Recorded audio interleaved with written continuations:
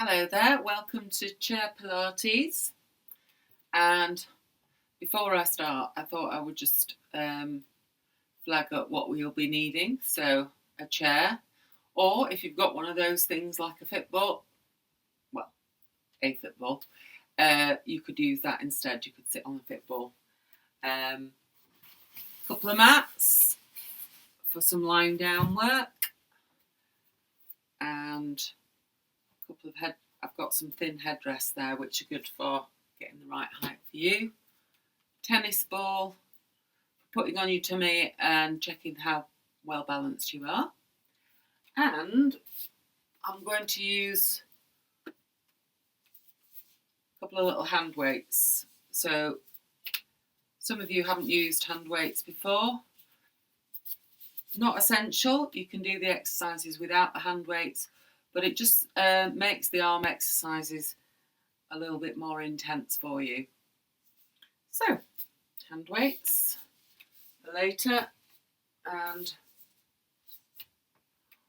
we'll start the warm-up by sitting on the edge of the chair. So you may notice I've got quite a thick cushion there. That's quite deliberate. It helps to force me to the edge of the chair, and it also helps to give me a bit of a pelvic tilt because it's higher at the back than at the front, which is kind of the opposite of what most chairs are designed like. But it is actually really helpful to have a chair that's, or a chair with a cushion that helps you slope a little bit that way, and that helps your pelvis be in neutral. So we're starting sitting on the edge of the chair, so not anywhere near the back. At no point will you be leaning into the back of your chair. So ideally, you've got a chair with no back at all.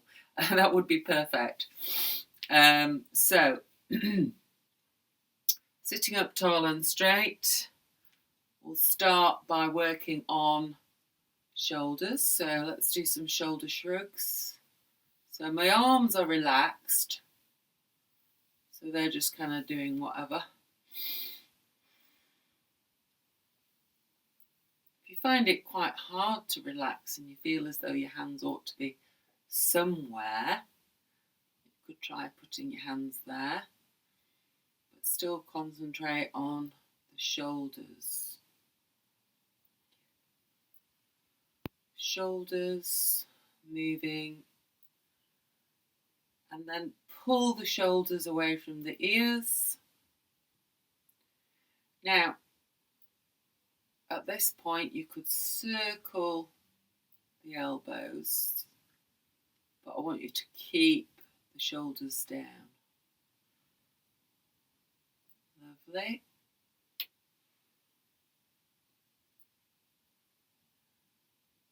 And relax the shoulders down and relax the hands. Now move your head slowly from side to side. Breathe out as you move the head away.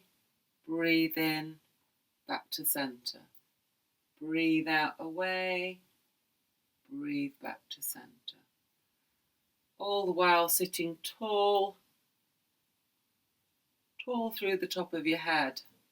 The top of your head is the crown, not near the forehead. So lengthening up the back of your neck if you like. Breathe out away, breathe in, return. So the chin position should be slightly retracted. So if your posture, which you can obviously check by looking in the mirror, looking at yourself from the side in a mirror, if you have a slight tendency to what we call attractively chin poke, I want you to try to retract the chin. Ideally, you're trying to get your ears in line, in a vertical line with your shoulder and your hip. So you're sitting tall with your chin retracted. Think about the pelvic area now. I'm going to mobilise the pelvic area. So breathe in to prepare, pull your tummy in and roll onto your tailbone.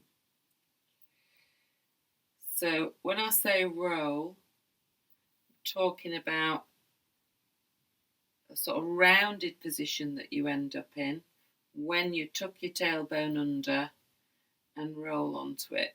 So what's happening with my top half as I do that is I'm hollowing out in front, I'm rounding out behind. My shoulders are not really going back particularly, they're actually kind of coming down, and my head's coming down, and my posture changes from tall and upright and straight, which is neutral, and then as we roll onto the tailbone, you could describe it as slumping or teenagey or something along those lines.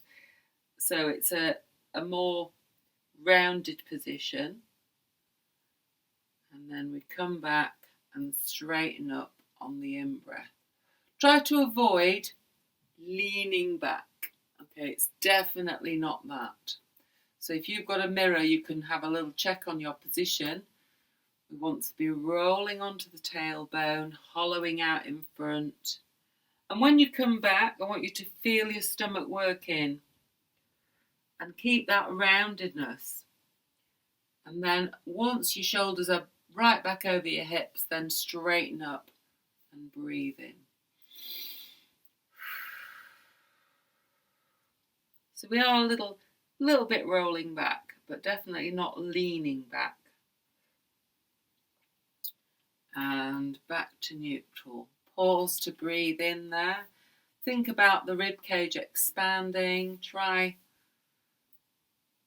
starting with your fingertips, two longest fingers just touching, and then breathing into your hands. And hopefully your fingers should just be pushed apart, or rather pulled apart by your ribs, and then they'll just come back together as you breathe out. Breathe in, breathe out. In through your nose, out through your mouth. As you breathe out, think about pulling up your pelvic floor and feeling the lower abs tighten at the same time. And keep that contraction going. Don't let go when you breathe in or breathe out. Keep it all the time. You must be able to breathe and hold at the same time. That is. So you're breathing into the rib cage, in through your nose, out through your mouth. So thinking about your pelvic floor, pulling it up, keeping this nice and tight. So now we'll move down to the feet, ankles. So we'll start by alternate heel lifts. So I'm pulling in, I'm breathing correctly, I've got good posture. So alternate heel lifts and trying to keep yourself totally still as you do this. And then alternate toe lifts. Now, if you find the toe lifts really hard, you've possibly got your heels too far back. So if you adjust them so that they're no further back than, straight underneath the knee, you should be able to manage a toe lift. So that's your ideal. Heels under knees, approximately. The further back your heels are, the harder it is to toe lift. And then let's try opposite toe heel. So a little bit of brain gym as well as feet gym.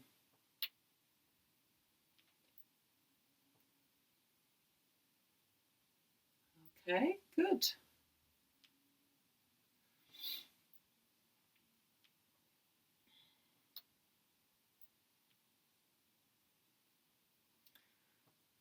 Okay, so I'm just going to do a little bit of the 100 now. So we take the arms down and we pulse the arms. And the idea is that you're trying to stay still using your core as you pulse the arms. So we're going to do 2 minutes. 5, 4, 3, 2, 1. Pulse, pulse, pulse. Think about posture, so you're tall through the top of your head, and stomach muscles pulling in. By all means, vary the hand position.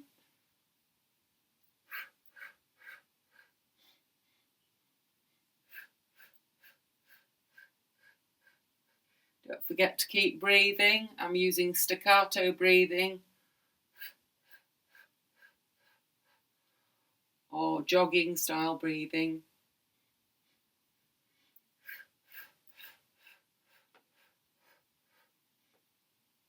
Now you can add this to a leg lift or leg raise. That's your first minute. So for your second minute, we could do single leg raise. I've just got the foot off the floor, but we could do a straighter one. It's quite hard, and the temptation will be to lean back, so you must try and resist that. But you may find that this leg gets quite tired, so just swap legs if you need to.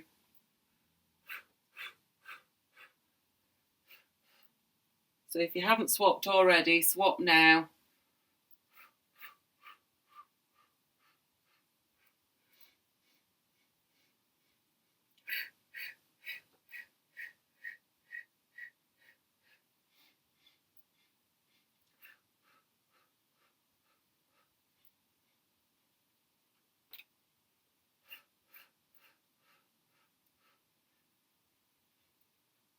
Five, 4, 3, 2, 1. Well done. So you could have a little stretch now, so that's straight legs. Maybe stretch the arms as well.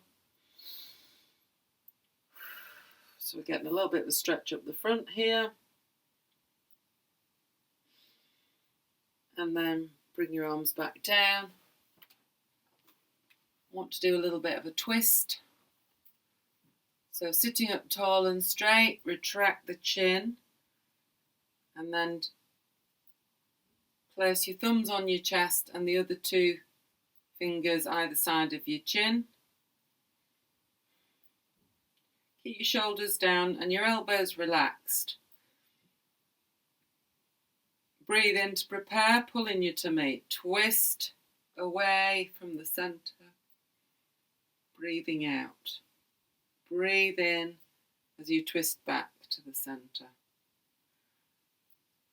Breathe out, twist away to the other side. Breathe in, back to the centre.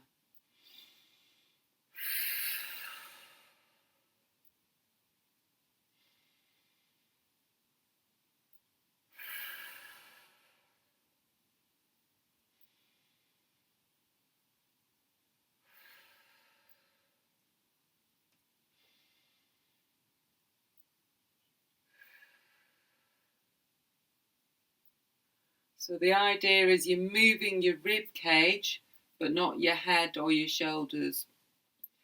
So essentially, the rib cage moves, everything else just goes along for the ride. So the twisting occurs at the waist, the hips stay still, the rib cage moves, but there's no strain on the neck or shoulder or any other bit. Breathe out, twist away, breathe in. So now I'd like to work some more core work. So we're going to do the reverse squat, I think we could call it. So I've now moved my heels back so they're a little bit under the chair. Now some of you like to use a prop of a yoga block. I'm going to use hog in the biz we call it the hog because it's prickly like a hedgehog, that's the reason. And now I've got a lovely position for my heels, which is very helpful. And tilt forward from the hip. So that means hinging at the hip, meaning from neutral, you stay neutral, but you just change the angle at the hip. It means you do not bend and round the upper body. Okay, so see the difference? Hinge at the hip, stay long through the back and neutral. Incorrect, bending yourself. Okay, so the posture is very important. You long and straight through the body, and we're going to hover. Now, if you find the hovering too hard, you could just go into a standing position and then come back down. That's okay. Hovering is harder than standing, as you will discover. So, tilt from the hip. I'm going to put my hands here to start with, and then I might embellish. Really tighten up your core, and you get your bottom ready to squeeze. Breathe in to prepare. Breathe out, lift and hover. Breathe in, lower. Breathe out, lift. Breathe in, lower. So I'm going to try it without my hog now. Probably find it a little bit harder. Tilt from the hip. Breathe in, lift. Breathe out, lower. Tilt from the hip. Tighten your tummy, squeeze your bottom, push through the heels, and back down. Breathe out, lift. Breathe in, lower. Well done. So that was working the quads and hopefully a bit of glutes as well, but we will work on the glutes later again. So with the arm work, I'm going to add my weights now, but it's not essential. Or if you want to add some weights but you haven't got any, try filling some bottles of water that are easy to hold, and that will give you a nice easy weight.